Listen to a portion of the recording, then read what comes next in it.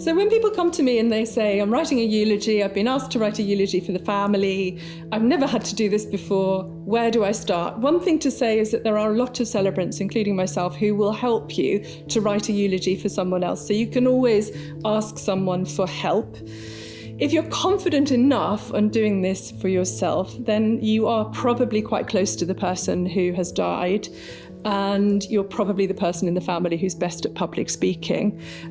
So my advice is to ask other people, not only take your own view of who this person was. Ask maybe 6 people, what did you think of Bob? Let's call him Bob, because we always call him Bob. What would you say was Bob's characteristic? Can you tell me a really funny story about Bob? There's usually plenty. And then you would ask, when you think about Bob, what colour do you think of?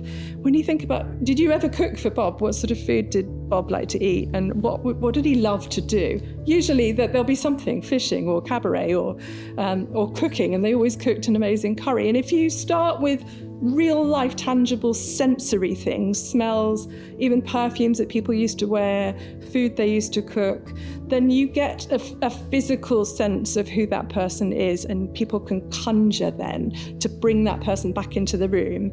And so when you read the eulogy, people are there with you and they're nodding and they're saying, I will never forget Bob's curries, So it's those details. My first advice would be consider working with someone who's experienced like a celebrant. And even if a celebrant isn't conducting the ceremony, we are often available to help with writing stuff.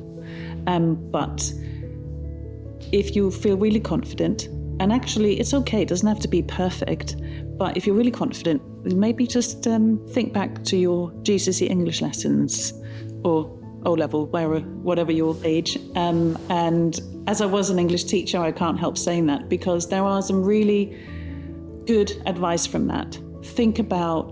First of all, think about what is the message, what's the purpose? We don't have one main purpose for our lives, but there's usually a thread. And you can use that to think about what is it you want people to remember. You don't have to be royal to have legacy. Even though some people find it a little bit old-fashioned now, there's nothing wrong with writing a chronological story. I actually think that it's a great way of honoring someone's whole life. I think it's wonderful. Lots of people at a funeral won't know all parts of someone's life. And I can't tell you how many times I've seen the look on people's faces in a funeral and they go, and it's just so heartwarming.